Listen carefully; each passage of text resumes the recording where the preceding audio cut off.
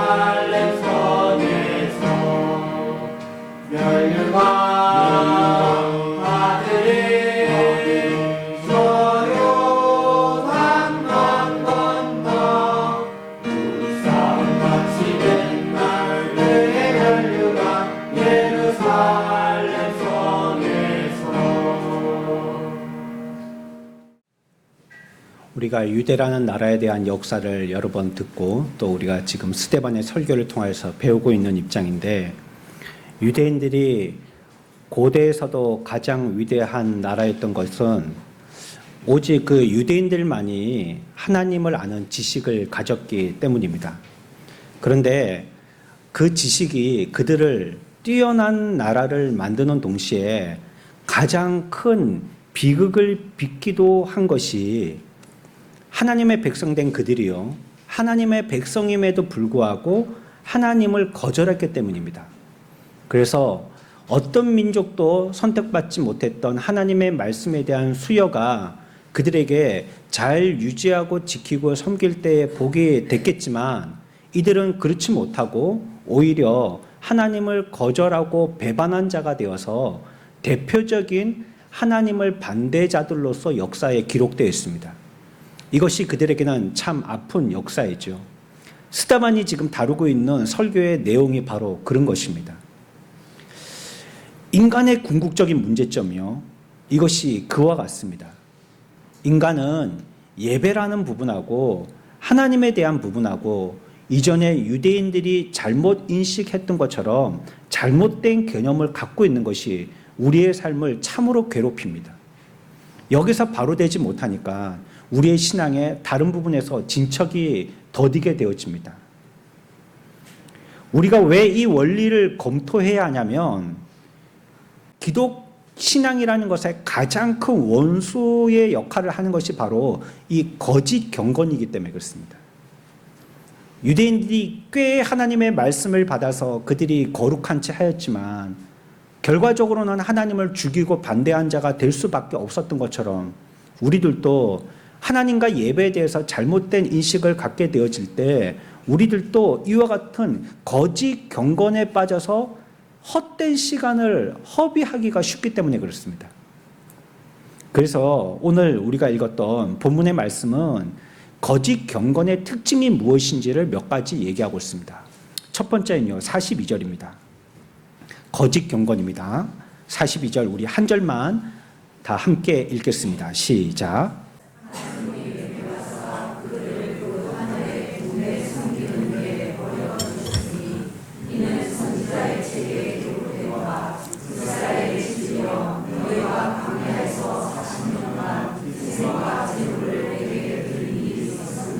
아멘.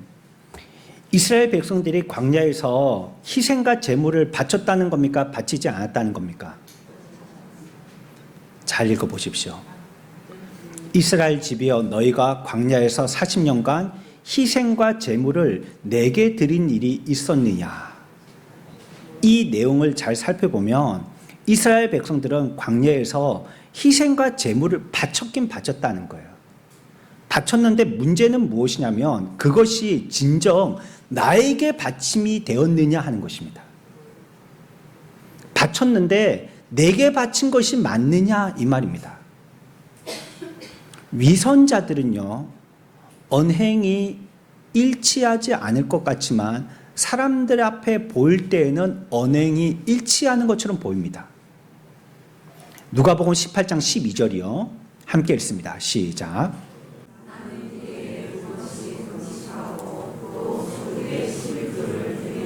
아멘. 바리새인들이 한 이 말은요, 거짓말이 아닙니다. 바리새인들이지만 1회에 2번씩, 1회니까 7일이죠. 일주일에 2번은 금식했다는 거예요. 사람들이 보는 앞에서 했기 때문에 확인해 줄 수가 있는 거예요. 다 금식한 걸 알아요. 그리고 또 어떻게 뭐도 했다고요? 소득에 11조도 했어요. 회계 정산하는 제사장들이 계산해 보면 누가 했는지가 금방 탄로가 나거든요. 그러니까 위선자들은요, 언행이 일치합니다. 보이는 부분에선 그렇다는 거예요. 언행이 일치해요. 그러나 하나님께서 물으시는 것은 너희들이 내게 희생과 제물을 언제 드렸어? 왜 드리지 않았어가 아니고 드린 것이 내게 드린 것이 맞느냐는 거예요. 너희들이 드리긴 드렸는데 그게 나한테 진정으로 드린 게 맞느냐, 이거 우리에게 반문하시는 것입니다. 오히려 너희들이 희생과 제물을 드린다는 드림, 그것이 예배를 바꾼 것이 아니냐는 거예요. 하나님 앞에 참으로 예배해야 될 자들인데 하나님 앞에 참으로 예배하지 않고 희생과 제물 드린 걸로 하나님 앞에서의 참 예배를 바꿔치기 했다는 거예요. 그러니까 우리가 예배 시간에 예배를 드렸다라고 이 시간을 채우고 집에 가면 우리 스스로는 하나님 앞에 드림이 되었다라고 우리 나름대로 인정한다는 거예요. 경우에 따라서는 의자만 데피고 갈 수 있습니다. 하나님은 우리에게 물으시는 거예요. 받으시는 입장에서 내가 받은 적이 없는데 너희들이 언제 드렸느냐는 거예요. 그러니까 우리는 드렸다라고 하거든요. 드렸다고 하는데 하나님은 받으신 적이 없대요. 그게 광야에서 이스라엘 민족들의 희생과 제물입니다. 이들이 예배한 것은요, 하나님이 아니고 희생과 제물을 드린 자기가 만든 광야에서 송아지 우상 신과 같은 거였습니다. 자기들을 섬긴 거죠. 이스라엘 자손은 예배 외형은 지키고 있었지만 그렇다고 정말로 하나님을 예배한 것은 아니라는 거예요. 거짓 경건의 특징이 이런 것입니다. 사람들 보기에는 한 것 같은데 하나님은 받지 않으셨다고 얘기하는 거예요. 그걸 위선이라고 그러죠. 위선. 거짓선 말이죠. 가짜선 말이에요. 실제 다른 모습을 자신인 척하는 거하고요. 외형에만 신경 쓰는 거하고요. 기본적으로 그건 정직하지 못한 것이고요. 마음으로는 믿지 않으면서 이중적으로 행동하는 것입니다. 그러니까 자신은 잘못하고 있지만 자신이 잘못하고 있는 이 악행을 무엇인가 하나님 앞에 보일 때 하나님께서 인정해 주실 만한 외형의 선으로 보충할 수 있다라는 생각을 가지는 것입니다. 그러니까 내 악행이 선행으로 덮을 수 있다고 생각하는 거예요. 내가 일주일 동안 어떻게 살든지 내 마음대로 살아도 주일날 예배만 드리면 끝이라고 생각하는 겁니다. 생각하고 말하고 행동은 세상 사람들하고 똑같고 판단이나 결정도 그 기준이 세상 사람들하고 똑같은데 예배만 드리니까 나는 하나님을 섬기는 자라고 스스로 인정한다는 거예요. 그러나 하나님은 너희가 나에게 드린 것이 맞느냐 하고 반문하시는 거예요.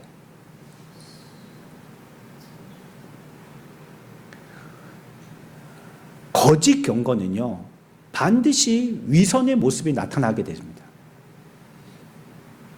이것이 우리의 삶을, 우리의 신앙을 화석화시킵니다. 성장하지 못하도록 만든다는 거예요. 그냥 굳혀지게 만들어요. 우리들은 얼마나 계산적인지 몰라요. 약간 봉사하고 조금 헌금하고 간혹 친절히 하면 삶에서는 내 생각대로 해도 된다라고 생각하는 겁니다. 이것이 거짓 경건이에요. 이보다도 훨씬 더 나쁜 특징이 있습니다.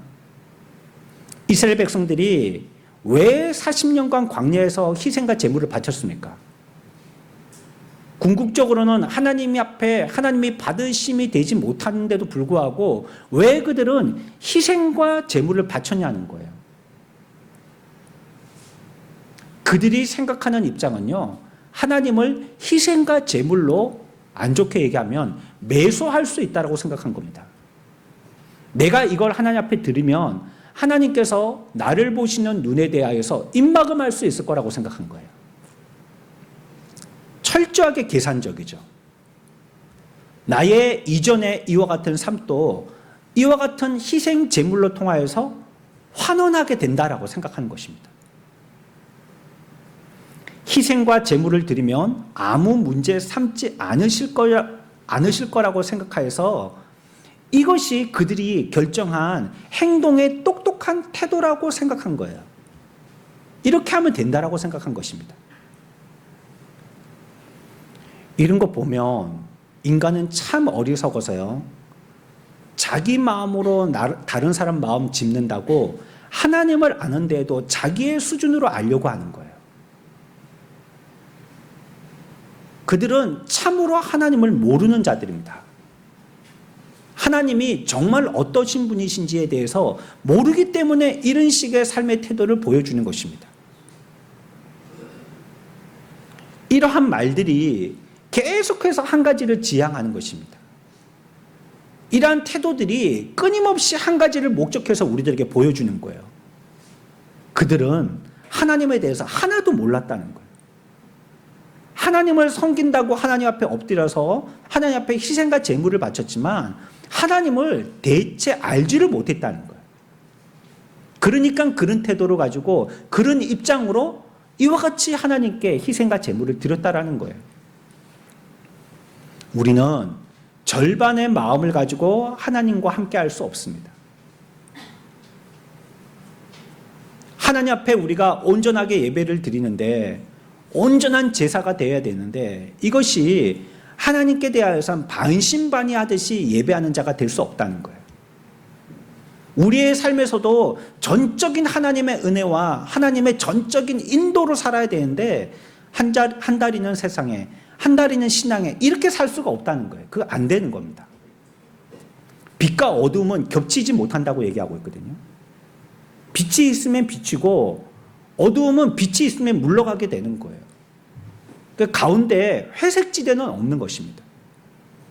그런데도 인간들은 하나님을 제대로 알지 못해서 그 중간에 어느 쯤을 선택하게 되면 하나님도 만족시키고 나도 그를 통하여서 혜택을 입을 거라는 오해를 갖고 있다는 거예요. 그러니까 신앙도 어느 정도 하면 된다라고 생각하는 겁니다. 과연 그것이 우리가 하나님 앞에서 광야 생활과 같은 삶을 살 때 희생과 제물에 대해서 하나님이 받으신다라고 대답할 만한 그러한 예배의 모습인가 하는 거예요. 우리의 삶의 태도가 그런 태도가 하나님이 받으셨다라고 인정할 만한 태도인가 하는 거예요. 마가복음 12장 30절에서는 우리가 하나님 앞에 이렇게 해야 되지 않으면 안 된다라고 말씀하십니다. 함께 읽습니다. 시작.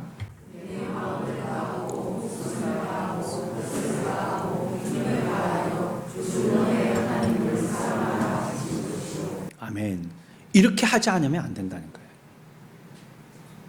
하나님께 예배 드릴 때는 희생과 제물만 드리면 끝나는 것이 아니라 우리가 하나님을 섬긴다는 것은 마음도 다하고 목숨도 다하고 뜻도 다하고 힘도 다 해야 되는 거예요. 우리는 이미 예수 그리스도로 말미암아 복음 앞에서 하나님의 백성이 된 이후로는 이 나라의 시민이 아닌 것입니다. 하늘나라의 백성이 된 것이에요. 그러면 하늘나라 백성다운 삶을 사는 것은 당연한 거예요. 그 태도가 완전히 바뀌어져야 된다는 겁니다. 우리가 지금 여기서 얘기하고 있는 것은 우리의 모습은 인간적으로 부패해서 죄에 쩌들어 있는 이러한 모습이지만 고쳐서 이러한 삶을 살도록 애씁시다는 게 아닙니다. 성경은 우리에게 당위적으로 얘기해요. 당연히 그래야 된다. 우리는 그런 삶을 사는 것이 당연하다. 우리의 마음이 반쪽이라서 이런 마음 가질까 저런 마음 가질까 달래고 얼러가지고 이런 마음으로 바꾸자는 게 아니고 우리는 구원받은 백성이 되면서부터 그런 사람이 됐다는 거예요. 이미. 그렇다면 그걸 이상하게 생각하면 안 되는 겁니다. 또 결정적인 말씀을 하십니다. 마가복음 7장 6절 말씀입니다. 함께 봅니다. 시작.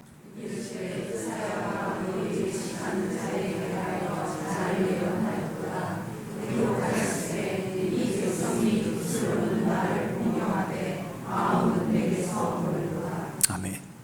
이게 얼마나 비참한 것입니까? 이분 하나님을 공경한다는 거예요. 그런데 마음은 어때요? 하나님에게서 떠나 있다는 겁니다. 그러니 하나님이 받으시고도 너희가 언제 나한테 드린 적이 있느냐 물으시는 거죠. 입으로만 했으니까 우리가 마음과 목숨과 뜻과 힘으로 다 하지 않았으니까. 주님은 바리새인들의 위선도 폭로하시거든요. 마태복음 23장 25절에서는 거짓되어진 우리의 경건들, 이 위선의 태도를 이와 같이 꼬집으십니다. 마태복음 23장 25절 말씀입니다. 함께 봅니다. 시작.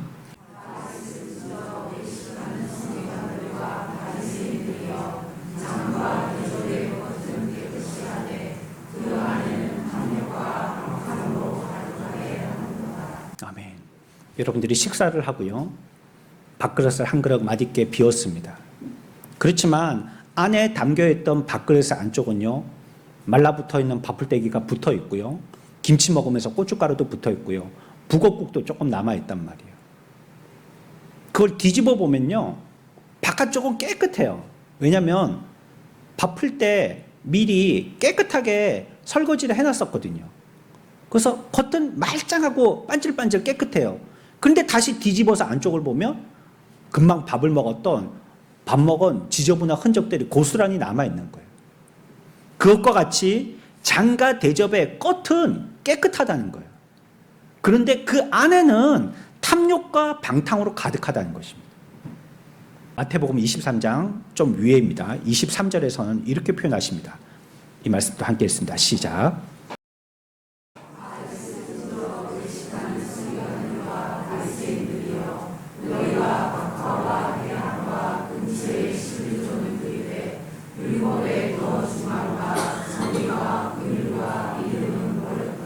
아멘.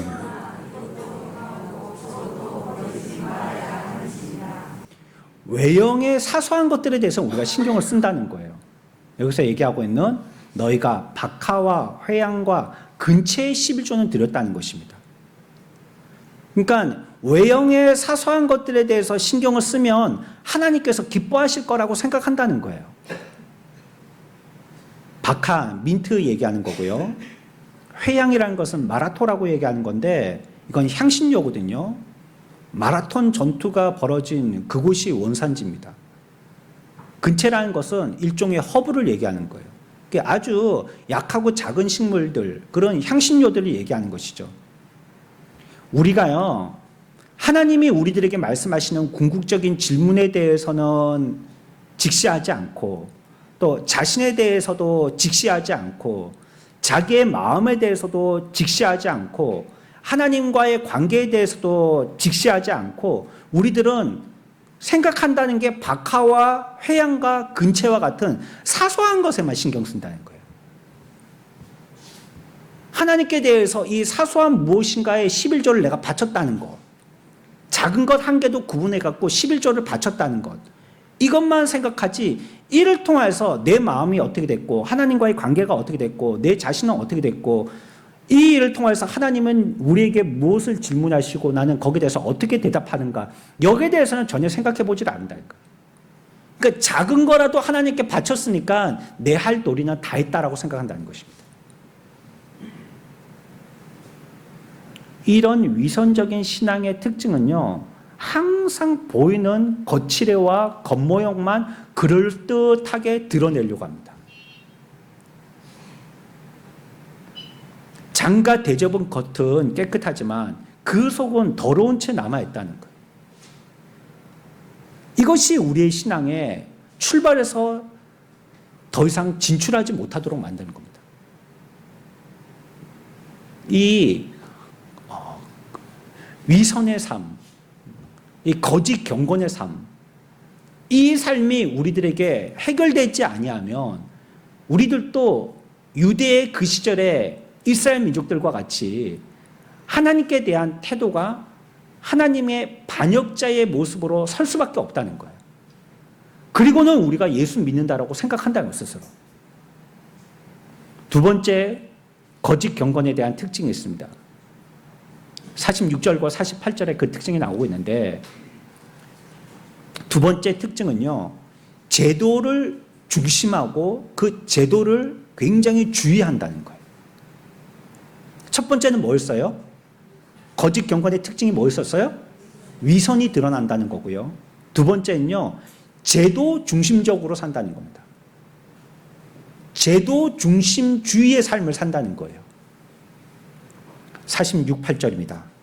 우리 함께 읽습니다. 46절에서 8절까지입니다. 함께 읽습니다. 시작.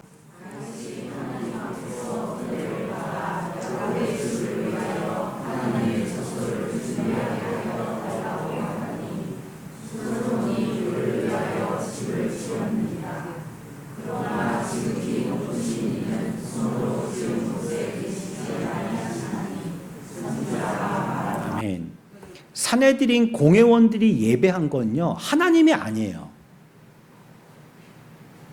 유대의 율법사들과 바리새인들, 서기관들이 예배했던 것은요, 하나님을 예배한 게 아니고요, 성전을 예배했습니다.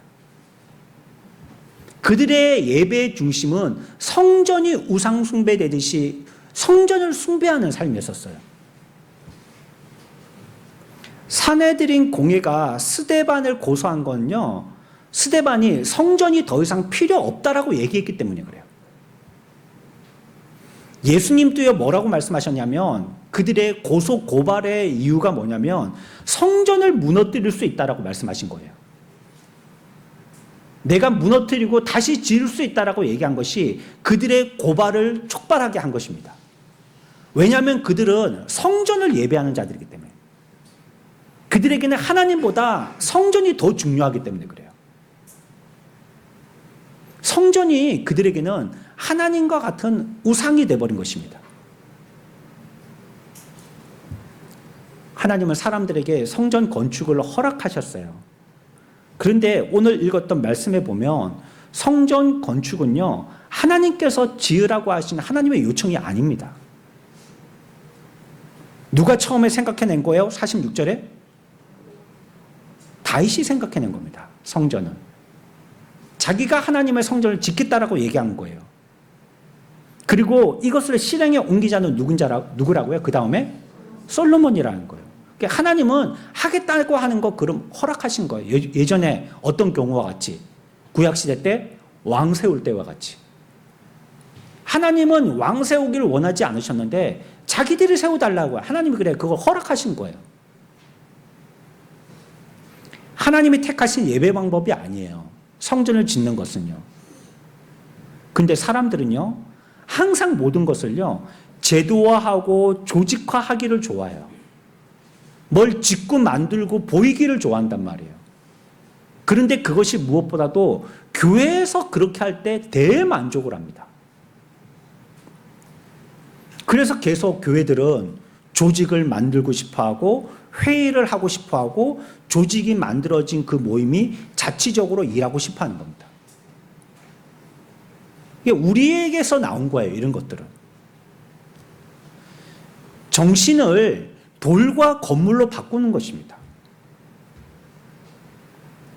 사람들은 이렇게 자기들이 만든 것을 숭배하기를 원해요. 뭔가 한 개를 만들어 놓고 그 만든 것을 굉장히 기념하기를 바란다는 거예요. 이런 인간은요, 본질보다도요, 형식을 추구하게 됩니다. 여러분들, 성전에 관계되어진 얘기로 한참 이슈가 되어서 우리들에게 교훈하셨던 신약의 말씀이 있습니다. 요한복음 4장에 나오는 사마리아 여인에 대한 얘기입니다. 사마리아인들은 이 산에서 하나님을 찾을 수 있다라고 말했다는 거예요. 그런데 유대인들은 예루살렘 성전에 가야지만 하나님을 찾을 수 있다라고 했다는 거예요. 그래서 사마리아 여인은 그렇게 알고 있는 거예요. 그래서 내가 어디서 예배해야 되겠습니까? 한 것이 예수님과의 대화에서 이슈였어요. 유대인들은 거기 가야 된다고 그러고 우리 조상들은 여기서 해야 된다는데 과연 나는 어디에 가서 예배해야 됩니까? 하는 거예요. 유대인들은 장소를 특정시켜 놓고요, 장소를 제한해 놓고 그 장소를 옹호하면서 그것을 제도화하였어요. 그래서 예배하려면 모두 이곳으로 와야 된다는 거예요. 그곳에서만 예배가 가능하다라고 얘기한 겁니다. 그런데 이 성전이 무너진다라고 하니까 자기들이 그와 같이 공고하게 만들어 놓았던 이 강하게 제도로 만들어 놨던 이 성전이 곧 무너진다라고 하니까 그들의 예배도 끝장난다라고 생각한 것입니다. 우리는 이런 것들을 가지고 자기의 신앙을 기준 삼아서 검증해 볼 수 있어야 합니다. 거짓 경건의 특징이 뭐냐면 항상 건물이 예배를 통제합니다. 예배로 인한 건물이 아니고 건물에 있는 예배가 되는 거예요. 우리가 들어와서 드리고 있는 이 예배실이 우리가 들어올 때 이 예배실에 그냥 평범한 건물에 들어오는 것처럼 여겨야 합니다. 이 건물에 어떤 영험한 능력이 있어서 이곳만 들어오면 우리의 신앙이 저절로 해결되고 하나님께서 저절로 우리와 만나 주시리라는 착각을 떠나보내야 합니다. 이곳은 그냥 우리가 예배드리는 건물일 뿐이에요. 예배드리는 처소일 뿐이에요. 성령님이 아닌 건물을 예배하는, 건물이 예배를 지배하도록 해서는 안 되는 것입니다. 이것이요, 제도 중심주의입니다. 제도를 강하게 여기는 것입니다. 성전을 숭배하는 것입니다.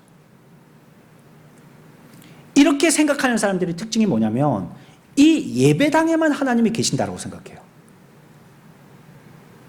그러니까 예배는 이곳에서만 드려야 되는 것이지 다른 곳에서는 예배 드릴 수 없고, 이곳에서는 늘 예배하시는 하나님이 계시기 때문에 우리들은 이곳에 왔을 때는 거룩하고 경건해야 된다고 여기는 거예요. 마치 절의 경내에 우리가 들어갈 때 일주문을 통과하면서부터 조심스러워지듯이 그 땅 자체가 염험한 곳이라서 우리가 들어갈 때는 아주 조심해야 된다고 생각하는 거예요. 우리가 신앙의 예배에 대한 어떤 태도를 바람직하게 이렇게 수정하고 이렇게 합시다라고 하는 것은 이 건물 자체에 가치가 있어서 그런 게 아니에요. 예배를 받으시는 하나님이 가치가 있어서 그런 거예요. 살아계신 그 하나님 앞에 온전한 예배가 드리게 되려고 하기 때문에 우리가 이렇게 대해보고 저렇게 대해보는 것이 건물 때문이 아닌 거예요. 이런 생각을 갖고 있는 사람들은 또 목사나 직분에 대해서도 같은 개념을 가집니다. 직분이 곧 교회이고 예배이면서 그런 직분이 없으면 예배하지 못한다라고 생각을 해요. 여러분, 내년이요, 루터 교회개혁의 510년이 되는 해입니다. 바로 우리가 지금 생각하고 있는 이 부분, 제도 중심주의적인 성전이 우리의 예배 중심이고 직분이 우리의 예배 중심이라고 한 이 문제를 깨려고 애썼던 자가 바로 루터입니다. 그리고 그 일의 중심이 되었던 내용이 바로 그와 같은 것입니다. 교회개혁을 일으킬 때 그걸 변화시키려고 했어요. 교황주의자들인 로마 카톨릭은요, 그들이 예배하는 예배 건물을 굉장히 중요하게 여깁니다. 그리고 예배 드릴 때에 사제와 같은 직분자들이 반드시 예배의 인도자가 된다고 생각합니다. 그러니까 보통의 사람들은 예배를 못 드린다고. 천주교에서 나온 말이 평신도라는 말입니다. 개인적으로 평신도라는 말을 선호하지 않습니다. 왜냐하면 이거 천주교에서 만든 말이기 때문에. 직분의 계급을 나누려고, 성직자와 보통 성도를 나눌 때 쓰려고 만든 말이 평신도이기 때문에 그렇습니다. 하나님은 어떻게 말씀하십니까? 우리가 이 예배당, 우리가 들어가서 예배 드려야 하는 그 성당 안에서만 예배 받으신다고 말씀하셨나요? 아무도 예배할 수 없고 집전하기는 그 사제들만 예배할 수 있다고 말씀하셨냐?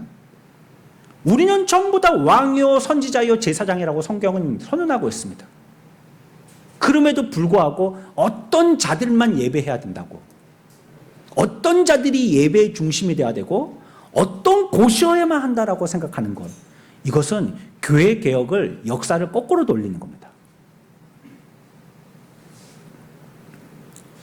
성례전이 있어야 하고 마리아와 같은 성인이 중재해야 한다는 것, 이런 말은 성경에 눈 씻고 찾아봐도 발견될 수가 없습니다. 그러나 그들은 그런 것들을 의지해요. 건물과 조직이 그래서 반드시 필요한 것입니다.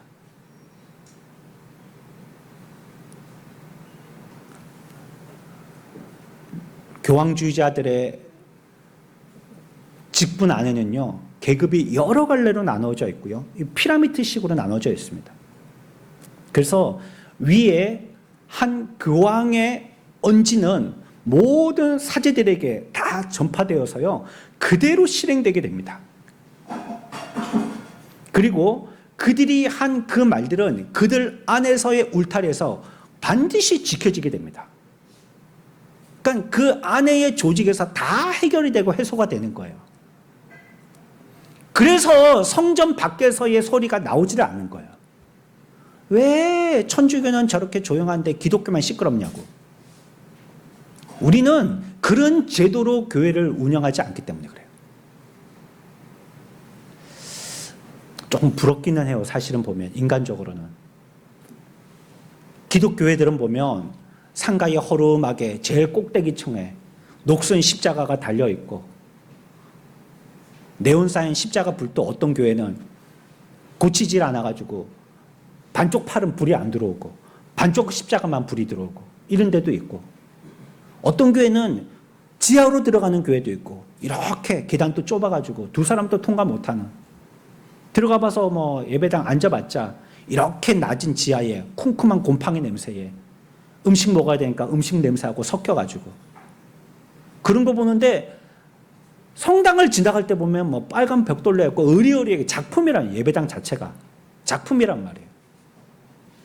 저는 아직도 기억나는데 햄이라는 곳에, 전라도에 거기에 성당이 멋있는 게 하나가 있는데 그걸 보고 얼마나 멋있든지, 그게 너무 멋있는 거예요. 예배당 성당이 햄이 읍성에 보면 너무 그게 예술적으로 지은 거예요. 야, 우리 교회도 저렇게 지으면 좋겠다. 그리고 창도 보세요. 전부 다 스테인딩 글라스로 예쁘게 장식을 해서요, 들어갈 때부터 뭔가 그 앞에 우리가 스스로 거룩을 갖춰야 될 것처럼 생각하게 만들잖아요. 근데 그들은 그렇게 하는 거예요. 이 건물이어야만 된다는 거예요. 그리고 그 사람들이어야만 된다는 거예요. 성경은 인간의 전통 때문에 율법과 하나님의 가르침, 하나님의 계명을 폐한다라고 얘기하고 있습니다. 지금 스데반이 설교하면서 비판하고 있는 내용이 바로 그겁니다. 우리가 자꾸 외형의 형식, 조직, 직분, 건물 이런 데 자꾸 신경을 쓰다 보니까 참다운 예배를 드리지 못하는 자가 됐다는 거예요. 이게 우리의 모습은 자꾸 성장되어 가는 것처럼 윤택하고 화려해지는데 속은 정말로 그렇지 못한 자가 되니까 이게 경건은 경건인데 가짜배기 경건이 되더라는 거예요. 시간이 되면서 참된 경건과는 너무나도 거리가 먼 그런 사람이 된다는 거예요. 이게 사내들인 공교의, 사내들인 공의 모습 아닙니까? 스데반이 비판했던 그들의 모습 아닙니까? 오늘날 교회가 믿는 내용들은 어디에 근거합니까? 우리가 믿는 이 믿음의 내용은 무엇에 근거해서 믿느냐는 거예요. 누가 말했기 때문에 그걸 권위로 여기는 겁니까? 그런 장애물로 인하여서 하나님께 나아가는데 방해가 되어서는 안 됩니다. 사람들은요, 이런 식으로 하나님을 부인하면서도요, 그것을 믿음으로 알고 있다는 거예요. 세 번째 거짓 경건의 특징이 나타나는데요, 바리새인들은요, 자기들을 스스로 의롭다라고 여기는 겁니다. 빌립보서 3장의 말씀입니다. 5절부터 6절까지 함께 읽습니다. 시작.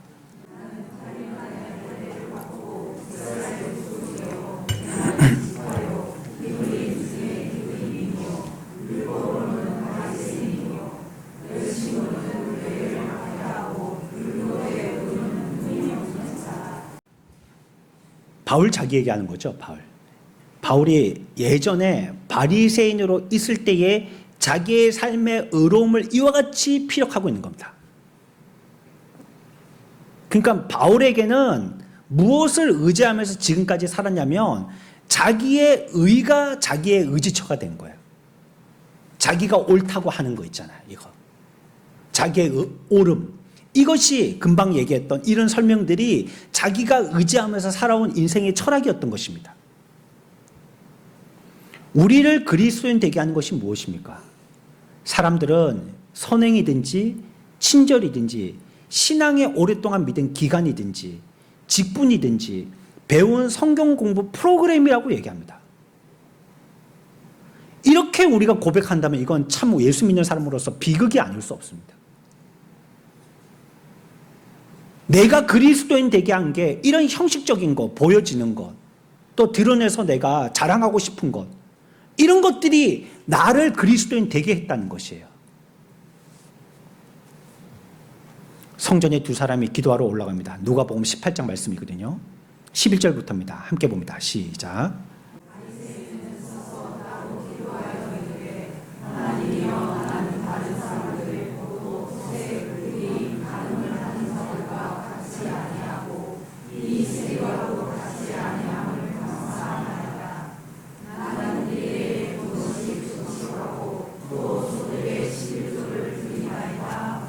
이것이 바리새이주의입니다. 이게 이렇게 하는 게 자기의 의를 철저하게 자랑하고 드러내면서 그것을 의지하고 믿는 것입니다. 내가 옛적에 어떻게 한 거, 하나님 앞에 받아서 여러분들이 하나님께 헌신한 거는 잊어먹어야 됩니다. 기억하시는 분은 하나님께서 기억하시는 입장이지 우리가 기억하는 입장에 쓰는 게 아니에요. 우리는 그냥 헌신했으니까 끝난 겁니다. 여러분들 교회에다가 뭐 이렇게 사놓으시면요 잊어버리십시오. 어떤 경우에는 그게 너무 조심스러워서 후임 목사님이 들어와서 그게 자꾸 어떻게 치우고 싶은데 치우지를 못하는 거예요. 왜냐하면 이 건물을 지은 어떤 분이 사놓은 거라고 하니까 너무 조심스러워서. 교회가 그렇게 되면 안 됩니다. 하나님 앞에 드렸으면요 이제 까맣게 잊어먹어야 돼요. 내가 어떤 의로운 삶을 살았다는 거, 내가 신앙의 삶에 지금 몇 년째인지, 내가 어떤 선행을 했는데, 내가 어떤 헌신을 했는데, 이런 것들이 기억나는 이것을 의지해서 신앙생활을 해나가는 것, 그게 자기 의입니다. 이게 거짓 경건의 특징이에요. 이것을 붙들고 살면 우리의 신앙은 예쁘게 어린아이와 같이 쑥쑥 자라지를 못합니다. 자신의 선한 삶, 선한 업적, 기도, 금식, 선한 의지, 자기가 정한 기준을 의지하는 것, 이런 것이 거짓 경건입니다. 그래서요 우리가 참된 경건의 사람이 돼야 되는데, 그러면 어떤 사람이 참된 경건의 사람이냐면요, 우리 세 가지 앞에서 거짓 경건에 대한 것 특징 정리하고 넘어갑시다. 첫 번째가 뭐라고요? 위선이고요. 두 번째가 뭐라고요? 제도 중심적인 삶, 제도를 중심하게 그게 보이는 것. 세 번째는요, 자기의 의. 이것을 자꾸 드러내면 이건 거짓 경건의 삶을 살고 있다는 거예요. 그러면 참된 경건의 삶은 어떤 것이냐면 44절 함께 읽습니다. 시작.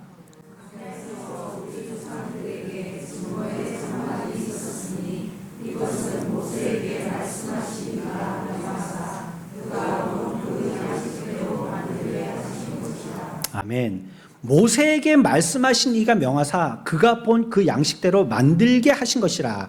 누가 말씀하신 거예요? 하나님께서 누구에게 말씀하신 거예요? 모세에게 말씀하셔서 모세는 어떻게 만들어야 돼요? 그 양식대로 만들어요. 양식은 누구한테 받았는데요? 하나님께 받았단 말이에요. 참된 경건의 특징은요, 하나님의 계시와 하나님의 가르치심의 토대를 두는 겁니다. 내 머리에서 나오는 짜짜로니 생각을 가지고 해내가는 게 아니고, 이렇게 하면 되겠지 자기 나름대로의 기준을 가지고 하는 게 아니고, 하나님이 가르쳐 주신 하나님의 계시와 가르침대로 하는 겁니다. 그게 참된 경건입니다. 하나님은 모세를 불렀거든요. 산으로 불러서 증거 장막에 대해서 정확하게 세부사항하고 설계서를 그에게 제시해 주었습니다. 그리고 마지막에 출애굽기 25장 40절에는 뭐라고 말씀하시냐면, 너는 삼가 이 산에서 내게 보인 뭐대로 하라고요? 양식대로 하라는 거예요. 내가 보여준 대로 하라는 거예요. 네가 짐작하거나 생각하거나 지금까지 인간들이 해왔던 전통에 의해서 하지 말고 내가 내려준 양식대로 하라는 거예요. 교회는 어떤 사람이라 할지라도, 어떤 제도라 할지라도 하나님의 말씀 앞에 더 앞서는 것은 없습니다. 혹 목사의 말이라 할지라도 하나님의 말씀 앞에 앞서지 못합니다. 어떤 사람이 어떤 큰 교회에 대한 공로가 있다 할지라도 그 사람의 태도가 하나님의 말씀 앞에 더 앞설 수 없습니다. 우리들은 우리의 신앙을 지어나갈 때 철저하게 우리에게 보여주신 양식대로 지어나가는 겁니다. 모세를 불러서 시날산에서 가르쳐 주신 그 설계대대로 우리에게 설명해 주신 그 세부사항대로 그대로 짓는 겁니다. 이렇게 하는 게 안 나을까? 이렇게 해도 되겠지 뭐. 저렇게 하는 게 어떨까? 이거 뭐 내가 오랫동안 교회 다녀보니까 이래도 되더라. 이렇게 하면 안 된다는 거예요. 이때부터 해서 그 사람의 경건은 거짓 경건으로 치닫게 됩니다. 철저하게 외식적이 되고요. 사람들에게 보이게 되게 되고요. 자기의 의를 자꾸 자랑하는 사람이 되더라는 거예요. 보십시오. 그건 자동적으로 그렇게 됩니다. 그런 사람을 찾으려고 눈을 부릅뜨고 살필 필요는 없지만요. 결과를 보아서 그런 사람들을 보면 그 말이 딱 맞음을 알게 됩니다. 참된 경건을 추구하지 않는 사람은요. 저절로 회색지대에 서 있는 게 아니라 거짓 경건으로 치우치게 됩니다. 반드시 그렇게 됩니다. 그러니 우리의 신앙의 토대는 반드시 하나님이 우리들에게 말씀하여 주신 가르침이 토대가 돼야 됩니다. 만약에 누군가 잘못 얘기한다면 내가 앞에 나가고 사람들에게 눈총 맞을 필요가 있나? 항구하면 안 됩니다. 그 잘못됐으면 잘못됐다고 얘기해야죠.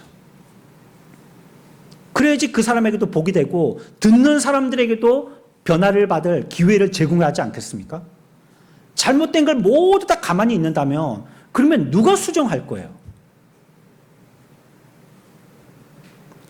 스데반은 바로 이 명령을 반복하고 있어요. 이것이 기독교의 시작이에요. 기독교는 우리가 돌을 터서 얻어낸 그 도리가 아니에요. 우리에게 가르쳐 주신 걸 우리는 그냥 점수 받았을 뿐이에요. 그리고 그 신앙의 토대를 가지고 우리는 믿음 생활을 하고 있는 것입니다. 어떤 저울도 성경보다 더 예민하고 정확한 저울은 없습니다. 그 위에 모든 것을 올려놓는 겁니다. 그리스도인이 된다는 게 그겁니다. 성경에 피동받는 사람 되는 거. 하나님의 복음의 메시지 이에 의해서 피동받는 사람 되는 거. 그게 그리스도인이죠. 믿기는 예수 믿는다고 하면서 생각하고 행동할 때는 자기 마음대로 하는 거. 그건 그리스도인이라고 할 수 없잖아요. 자기 사람이지. 그건 그리스도인이 아니잖아요. 우리가 어떻게 하나님을 발견할 수 있습니까? 어떻게 제사함 받을 수 있고 어떻게 하는 것이 참된 예배입니까? 성경이 우리들에게 가르쳐준 대로 한 겁니다. 신앙이 우리들에게 말씀하여 준 대로 하는 것입니다. 이것이 믿음의 처음 출발점이에요. 여기서부터 시작하는 것입니다. 근데 이스라엘 자손들은요, 여기에서 어긋난 길로 갔어요. 그렇지 하지 않고 성경에 내려오는 정통대로 해야 되는데 정통으로 하지 않고 사람들이 만든 전통 따라 했단 말이에요. 그것이 잘못으로 치닫게 되어진 것입니다. 고라의 반역이라고 불리는 반역이 성경에 기록됩니다. 민수기 16장에 나오는데요. 고라와 다단과 아비람이 이스라엘의 능력 있는 족장들이었거든요. 어느 날 세 사람이 모입니다. 함께 모여서 얘기하는데 왜 우리가 모세와 아론의 지도와 명령에 따라야 되냐고. 그들도 똑같은 나와 같은 사람인데 그들이 무슨 하나님이라도 돼? 이렇게 얘기하면서 하나님께서 모세와 아론을 선택하신 것에 대해서 망각하는 헛된 말을 하게 됩니다. 우리는 이런 식으로 독재받는 게 싫어. 그렇게 말하는 거예요. 그래서 그 사람들이 사람들을 규합하기 시작했습니다. 말을 만들어서 사람들과 모임을 가졌습니다. 그때 많은 사람들에게 인기를 누리게 됩니다. 그리고 사람들은 모세와 아론을 몰아내고 고라와 다단과 아비람을 따르기로 했습니다. 이 말씀에서 우리들에게 교훈하는 것은 무엇입니까?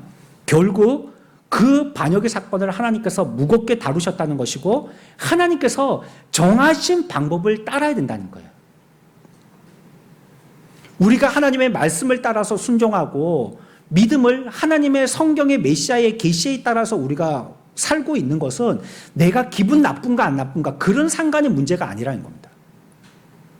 우리에게 제시하여 주신 대로 믿는 거예요. 이게 이 세상의 원리와 맞느냐, 이게 민주적이냐, 그걸 얘기하는 게 아니에요. 내 자존심이 어떻고 내 기분이 어떠느냐, 이걸 얘기하는 게 아니라는 거예요. 성경이 우리들에게 제시하여 준 그대로 하고 있느냐를 얘기하는 거예요. 내가 기분 상하더라도 이게 어떻게 보면 민주적이지 보이지 않다 할지라도 그게 성경대로 하고 있느냐는 거예요, 우리가. 다른 방법은 없거든요. 우리 나름대로의 방법과 규칙을 정하여서 신앙생활을 하는 것은요, 그건 신앙생활이라고 할 수가 없는 겁니다. 순종에 대해서 우리가 오해에 대해서 오해할 건데요. 오해는 이제 삼엽 바나바의 헌신 예배인데 제목이 아내들이여 남편에게 복종하라입니다. 참 은혜 안 되는 제목이죠.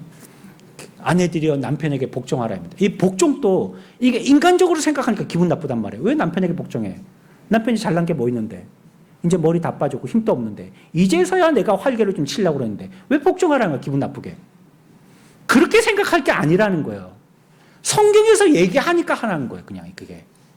기분 나쁘고 좋고의 문제가 아니고 성경에서 복종하라니까 내가 아내의 위치가 있고 남자가 남편의 위치가 있으면 그 복종하라는 겁니다, 그거. 우리가 믿음의 삶을 사는 것은 성경이 기준되고 성경이 표준되어서 하는 것입니다. 내가 내 기분과 내 생각과 내 뜻대로 하는 것이 아닙니다. 두 번째 참된 경건의 요소가 있는데 정직함과 순전함으로 하라고 성경은 얘기하고 있습니다. 다윗이요, 경건한 사람이었잖아요. 그런데 우리가 잘 알고 있는 대표적인 사건을 일으키죠. 뭡니까? 간음하고 살인을 저질렀습니다. 그리고 매우 만족했습니다. 왜냐하면 자기가 하고 싶은 대로 했거든요. 왕은 그럴 수 있으니까 말이죠. 그런데 물론 그러면서도 불구하고 다윗은 뭐 했을까요? 하나님 앞에 예배했어요. 예배하면서도 간음하고 살인했다는 말이에요. 그런데 거기에 대해서 전혀 죄의식을 느끼지 않았다는 겁니다. 여러분, 하나님을 경외하고 예배에 참석하면서 동시에 자기가 원하는 것을 하면 아무것도 문제가 없다라고 생각해서는 안 됩니다. 내가 오늘 예배했으니까 하나님 앞에 내가 얼굴 드러냈으니까 내 삶은 내 마음대로 해도 돼. 이 결정 내 마음대로 살아도 되고 이 일들 내가 기준으로 해서 설득해도 되고 이 문제에 대해서 내 방법대로 처리해도 돼. 그렇게 생각하면 안 된다. 그 다윗과 똑같은 겁니다. 내 하나님 앞에 오늘 제사 드렸으니까 살인해도 되고 간음해도 돼. 이 생각하고 논리가 정확하게 일치하지 않습니까? 우리는 그렇게 생각하면 안 됩니다. 그런 예배는 사실은 하나님 앞에 받으심이 되지 못하는 소용없는 예배가 됩니다. 그런 사람의 기도는 하나님이 들으시지 않는 기도가 됩니다. 하나님이 보시는 것은요, 그의 참뜻과 정직한 마음과 순전함에 있는 전심이 있느냐인 거예요. 우리에게. 하나님 앞에 그렇게 예배 드리냐는 거예요. 우리의 경건이 그런 식으로 지금 진행되어 가고 있느냐는 것입니다. 마지막으로 세 번째 요소는요, 오직 영으로 하는 것입니다. 하나님은 성전을 원하신 게 아니에요. 하나님이 원하셨던 것은요, 장막이었을 뿐이에요. 장막 말고 성전은 사람들 입에서 나온 단어입니다. 그런데 사람들은 장막이 하나님께 합당치 않다고 여기면서 큰 성전을 지어서 화려하게 꾸미고 장식하려고 한 것입니다. 여러분 보십시오. 예배당, 우리가 콘크리트로 이걸 만약에 지었다고 보세요. 이거는 매우 고정적이죠. 매우 제도적이죠. 딱딱 각을 맞추어서 지어져야 됩니다. 그게 건물입니다. 그렇지만 장막은 어떻습니까? 폈다가 접었다가 폈다 접었다. 이게 자유가 있고 이동이 있는 거예요. 산이나 예루살렘이 아니라 진심으로 하나님을 구하는 곳에서는 어디서든지 예배할 수 있는 자가 되어야 된다는 거예요. 딱딱한 건물과 같이 제도적으로 고정되어 있는 그런 삶이 아니고 하나님 앞에 언제든지 예배할 수 있는 폈다가 접었다가 할 수 있는 자유로운 성령의 인도받는 그런 삶이어야 된다는 겁니다. 그러니까 우리의 삶이 성령의 인도대로 따르고 있느냐, 내가 만든 공고한 건물에 갇혀있는 제도적인 신앙생활을 하고 있느냐는 거예요. 그것이 그 사람이 참된 경건의 사람인지 거짓 경건의 사람인지 타코미터가 된다는 거예요.